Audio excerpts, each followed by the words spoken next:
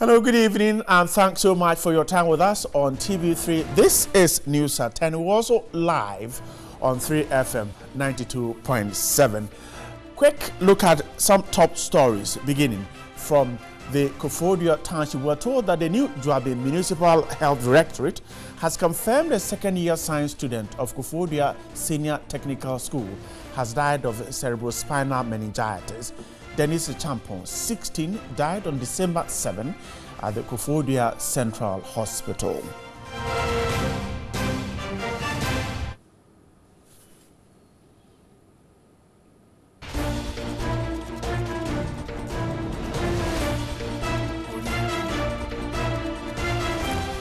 Some parents who lost their wards to the H1N1 influenza outbreak in Kumasi are contesting the autopsy report made public by the Ministry of Health. They claim the report obtained from the hospital did not identify swan flu as the cause of death at Kumaka.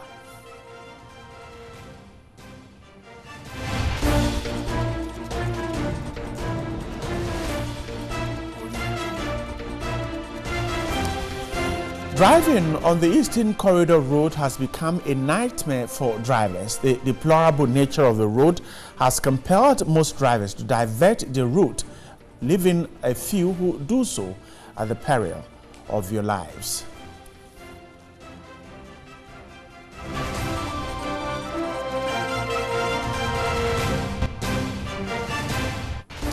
And finally, on the international front, Libya's UN-backed government has agreed with Italy on Saturday to establish a joint operations from tackling migrant smugglers and traffickers as part of efforts to curb migrant flows towards Europe. The agreement to set up the operations was announced after a meeting in Tripoli between the head of the UN-backed government of National Accord and the Libyan Interior Minister Aref Koja and his Italian counterpart Marco Minniti.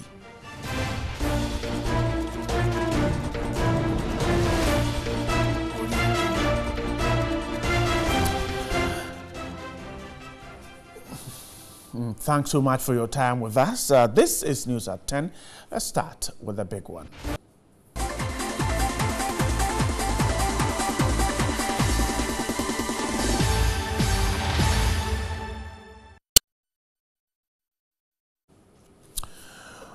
Only 300 cases of corruption were investigated by SRAS, Yoko, and BNI in 2016. This, the Deputy Commissioner of SRAS, Richard Kwesing, says is inadequate. He blames this on lack of resources to investigate cases that have been brought before it. Said to be a major impediment to economic growth, development, and investment in a given country. It also deepens the income equality gap, especially as the poor become more adversely affected. Ghana's parliament in 2014 adopted the National Anti-Corruption Action Plan, NACAP, as a non-partisan strategic plan to combat corruption in the country. NACAP envisions a sustainable democratic Ghanaian society founded on good governance, high ethics, and integrity.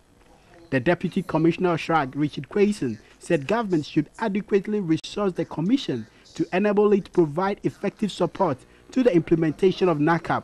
Last year and last 2 years, we were unable to do any serious monitoring of the implementation of the program because of resources. So next year, we are hoping that we'll have the resources to do that.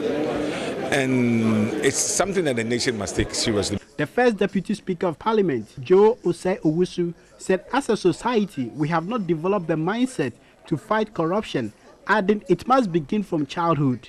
The mindset that fights corruption is developed from a young age. A mindset that sees a wrong thing and stamps up against it, report the person doing that, is built over a period. You don't acquire that after you've grown up.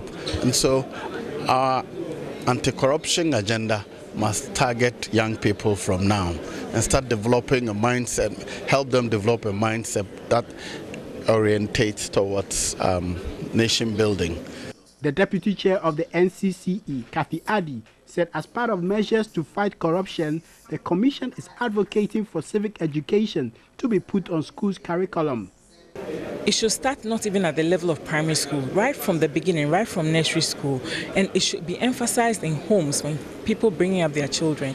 The right values, the values of honesty, the values of integrity, the values of doing the right thing, and all those things should be studied from childhood. And that is how we will build a society that can take those values for granted. As things stand, it's difficult.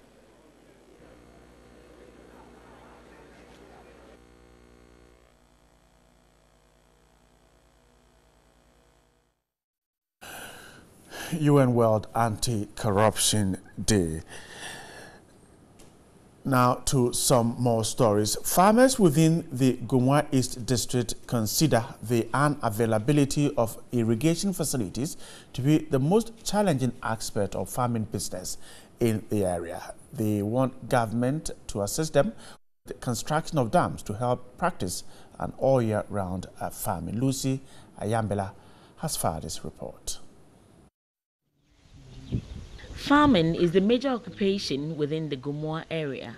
Most farmers solely depend on rains for their farms, thereby limiting their activities to only rainy seasons. The situation worsens when the rains fail. They incur losses. However, the few who have the courage to construct dams are usually hit with financial constraints. According to a farmer at Gomoa Abasa, Kojoba, farming without an irrigation system is the most challenging ordeal of most farmers in the area, adding other farming tools are not easy to come by. You go to the agric engineering site to get some of these things procured for yourself. You'll be told some is not there. Meanwhile, you also see that, yes, these are the things lying down there. They'll tell you to go and come, go and come, go and come. You get fed up, you will not go anymore, you will not go there anymore. So if government could really come down to the various district assemblies to get this equipment and machineries down there, I think that it will really help us. He noted the youth are gradually developing interest in agriculture and urged the government to consider extending the one village, one dam policy to the southern part of the country to sustain the country's agricultural sector. Nantongba Abdullah is also a farmer who appealed for government support for farmers within Gomoa Abasa with the construction of a dam. We want to get about a 3 acres piece of land for the dam. So therefore we may need another excavator for this excavator, for this dozer to extend and the dam so that we get about 3 acres or 4 acres land to occupy the water so that we can irrigate the farm all year around. According to the farmers, the use of solar panels to draw water from a dam to the farm would help boost production. In other news, several cases of tuberculosis are left undiagnosed due to stigma, the biggest hurdle to the treatment of the disease. Though the National TB Control Program is engaging communities and telling them that getting TB is not a curse, a lot more is needed to encourage affected persons to report to health facilities.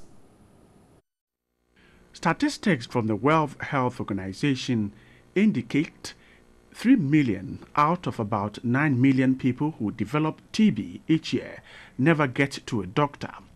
Among those who do, many delay until the illness is advanced. This reduces the rate at which they could be saved. Apart from ignorance and poverty, stigma remains the #1 barrier to TB diagnosis. I just got a story that a patient set himself ablaze just because he was told he has TB. And I said, wow, we still have this disease stigmatized. People still don't believe in the germ theory of disease, and they believe that a disease like TB is spiritual. Even healthcare workers can be blamed for encouraging stigma.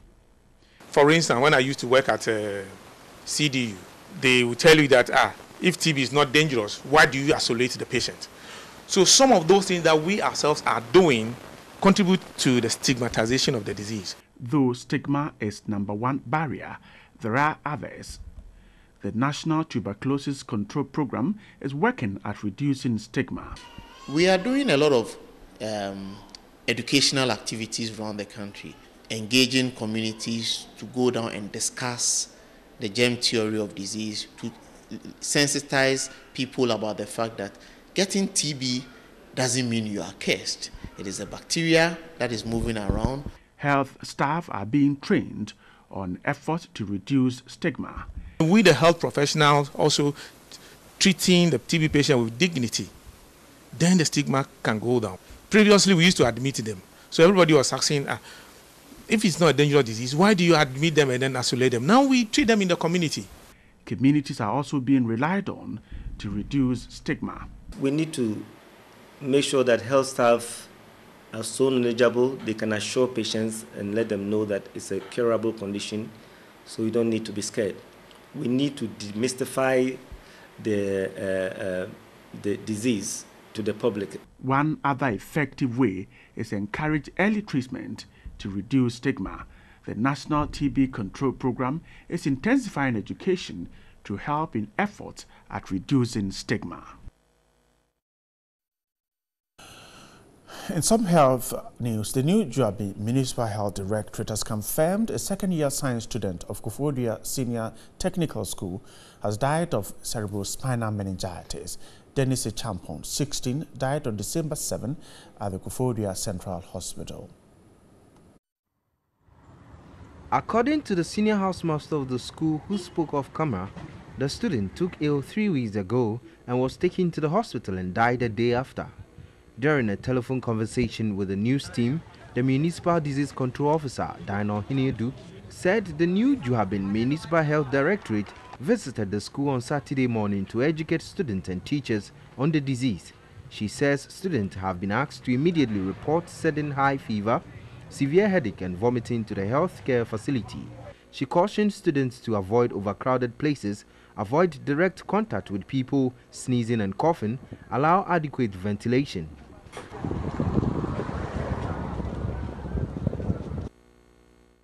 This is News at 10 live on TV3 and also on 3FM 92.7. We're stepping on the brakes. When we're back, we'll tell you more. Stay with us if you can.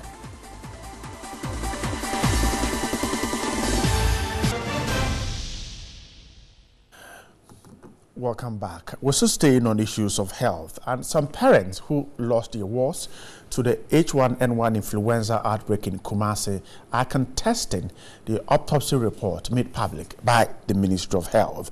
They claim the report obtained from hospital officials did not identify swine flu as the cause of death at the Kumasi Academy. Parents of the deceased stormed the school when they heard the Vice President, Dr. Mahmoud Baumia, will be visiting to engage with the students and teachers on happenings of the school. Auntie Ya lost her 17-year-old son, Livingston Fojo Ferguson. Late Livingston is the last born of 5 children. The emotional parent said her son complained of being feverish when he came home and was sent to Tafo Government Hospital. He was later referred to the Okonfanochi Teaching Hospital where he died.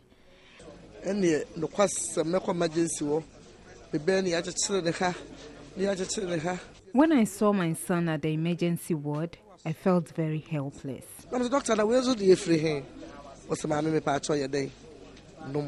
Another bereaved mother, Efia Sewa, who lost her 15-year-old son, has threatened to take legal action against the school. He said her son, Felix Insiama, died in the school on the day of the anniversary celebration before he was sent to the hospital.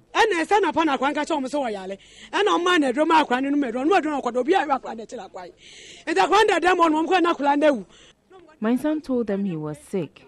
He was given medication. No attention was given to him.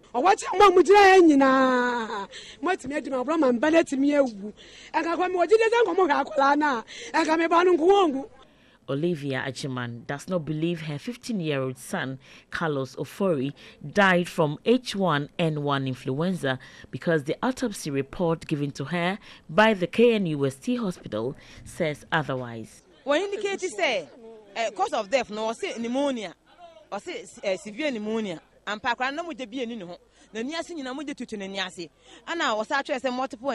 don't believe in the autopsy report given to me because the doctors keep saying one thing after another.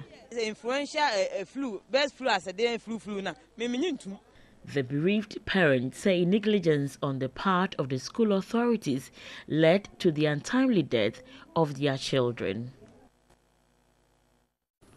All right, let's stay on the issue. Benson also is a public health advocate. Just joined me in the studio. Good evening. Grateful for your time once again. Thank you, sir. So, the influenza, the swine flu, some time ago we experienced it, and people were told to do all kinds of things to stay away. What is it particularly, and how do we stay away from it? All right, thank you. Let me first of all say good evening to our cherished listeners. So the H1N1 actually came up in 2009, where the World Health Organization declared it as a pandemic. Pandemic simply means that it was worldwide. Right. And there are some basic things that we can do to actually prevent it. It's a disease that affects our respiratory system, okay, and it's a viral infection. We have a lot of germs that brings about diseases. We have virus, we can have bacteria, we can have, there are many. But when it comes to viruses, mostly we don't really have, it's not so easy to overcome it than bacteria, where we can just use antibiotics to treat it. Mostly with antibiotics, our system is able to fight it, and there are some antiviral that we can use. So basically what we can do is that we just have to adhere to what we call standard precaution, washing of the hands, because the disease is spread by droplets. So if I have the disease and I cough into the atmosphere, and you are with me and you breathe in this droplet, you can get it. Number two, supposing that I've sneezed into my hands and you shake me, you take your hand to your nose, you can also pick it from there. So hand washing is key. Make sure that you always wash your hands with soap and water. That's number one. Number two, if you don't have soap and water readily available, make sure that you always have an alcohol-based sanitizer with you that you can always apply on your hand. It's able to actually pick these infections and destroy them. Another thing that you can do is that avoid overcrowding, especially with people that have these symptoms of flu. That is if you know. That's when you know. Because when someone has this flu, okay, or this influenza, the clinical features or the signs and symptoms that they mostly present is that they will start having fever, that their temperature goes 38 degrees Celsius and above. We can also have, they can also have headache, they have sore throat, they cough, body pains, they can have diarrhea, okay, and some even vomit as well. So all this body fluid from the diarrhea, from the sneezing, they are all infectious. So washing of our hands is very key to stop it. Exactly. We also have to make sure that you eat well. Eat a well-balanced diet. What is a well-balanced diet? It's a food that contains all the necessary nutrients. Our contumely, our garden eggs. You know, the local ones, I really encourage that we go in for those ones. Drink a lot of water to build your immunity. Because when it comes to viral infection, if you have good immunity, your system is able to fight it without any medication. I also advise that if there is someone in your house and the person starts exhibiting the signs and symptoms that we have talked about, ensure the person comes to the hospital. Let me ask you this. Kumaka is open now. Over the weekend or yesterday, the vice president was there. People who went with him, journalists, his entourage, all of them, went in there, were told there was nothing like precaution. They went in there and came out. How dangerous is that? That's a serious public health issue. And I know the disease surveillance unit and the public health unit, they are all doing their best to control it. My advice to anybody, whether journalist or whoever that goes there, adhere to the standard precautions that you are given. Like what? Because someone don't even know what to do when they go there. We see the daily pictures and people are going in and coming out. That's dangerous. What should they do? You know, the first thing they should be quarantined. That means that nobody in, nobody out. Now they are giving prophylaxis, which is key to preventing the spread of or containing the disease. The danger is that if anybody lives with the organism and come back to the society, then the person can start spreading it. and contact tracing may be difficult, especially where we are trying to improve our address system. So if I went there and I come back, who have I had contact with? All this is very important. Otherwise, by the time you realize, the disease will be spread everywhere. all over. Then it means that we could be sitting on a time bomb looking at the information we have. Exactly. The school marked its 60th anniversary a couple of days ago. The school, we're told, had just competed in an inter-colleges athletics competition. And is there a possibility that the virus might have gone somewhere unknowingly, and we could be sitting on a time bomb? Now, if that is the case, what do we do? There is a possibility. So our advice to the general public is that, as a public health advocate, is that if you start exhibiting these symptoms, you are having flu, you start coughing, you are having sore throat, general body pains, fever more than 38 degrees Celsius, you may not be able to measure. When you realize that your temperature is very high, my advice to you is that go to the nearest government hospital. I'm stressing on it, government hospital that have the necessary equipment to get you tested. And to my colleague medics, doctors, nurses, all the health workers, let's adhere to standard precaution, wearing of the glove, using all the protective that we have been taught in school and we are currently being trained on. With that, we will be able to pick a suspect. Who is a suspect? A suspect is anybody who comes to the hospital with these symptoms. You understand? One thing that I want us to know is that the organism, even when it has been released into the atmosphere, can be there between 2 to 8 hours. You understand? And then it has an incubation period of between 1 to 4 days. So if I breathe in the organism within 1 to 4 days, I will start exhibiting the signs and symptoms. I also advise that, when it comes to our doorknobs, make sure that you disinfect it. When you go out and you come back into the house, make sure that you wash your hands. But if you see any of these signs and symptoms that I've mentioned, go to the nearest hospital. That is the best precaution we can really adhere to. Benson, I'm grateful for your time with us tonight. Just stay safe and take the advice given and just keep. Just a quick one before you go. You wanted to drop in something? Yes, I want to say that eating pork won't give you swine flu. The fact, even though we know that that's where the flu. But make sure that any meat, make sure that you cook it well. But eating pork doesn't mean that you will get it. All right.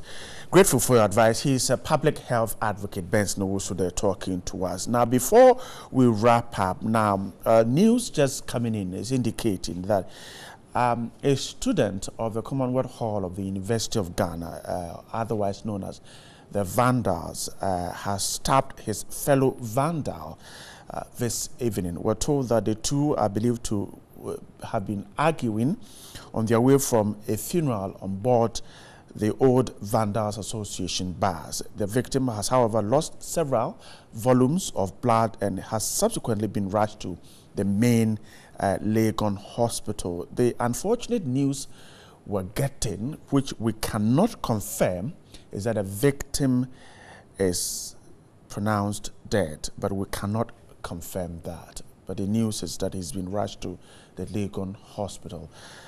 Sources are suggesting confirm that, but we cannot confirm indeed that that is the situation.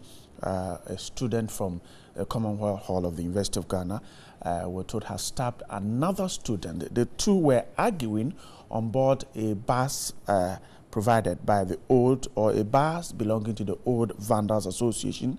They were returning from a funeral.